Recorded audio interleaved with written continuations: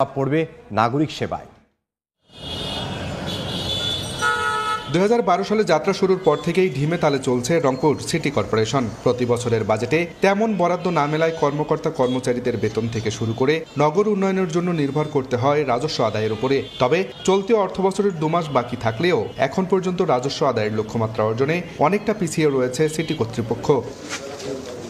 চলতি অর্থবছরে হোল্ডিং ট্যাক্সের লক্ষ্যমাত্রা 18 কোটি টাকা নির্ধারণ করা হলেও এখন পর্যন্ত আদায় হয়েছে 10 কোটি 46 লাখ। আর লাইসেন্স শাখার লক্ষ্যমাত্রা 5 কোটি টাকা ধরা হলেও আদায় হয়েছে 2 কোটি 80 লাখ টাকা। বিশেষজ্ঞরা বলছেন, রাজস্ব আদায়ের লক্ষ্যমাত্রা অর্জনে সিটি কর্পোরেশনকে আরও কার্যকরী পদক্ষেপ নিতে হবে। বিভিন্ন দোকানপাট, হাটবাজার প্লাস হলো সাইনবোর্ড থেকে, নানান ধরনের বিলবোর্ড থেকে যে আয়গুলো হয়, এই আয়গুলোর যে সঠিক পরিচর্যা এবং সঠিকভাবে নির্দিষ্ট সময়ের মধ্যে যেটাকে কালেকশন করতে হবে, সেই জায়গাটায় একটা ঘাটতি রয়ে গেছে।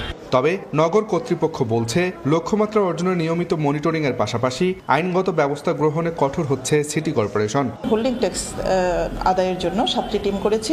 সেই 7টি টিম ডোর টু ডোর যাচ্ছে। আমরা আশা করব যে প্রত্যেকেই নোটিশ দেওয়া হয়েছে।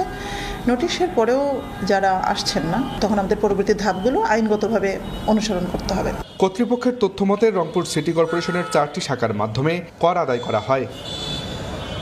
আব্দুর রশিদ জীবন, সময় সংবাদ, রংপুর।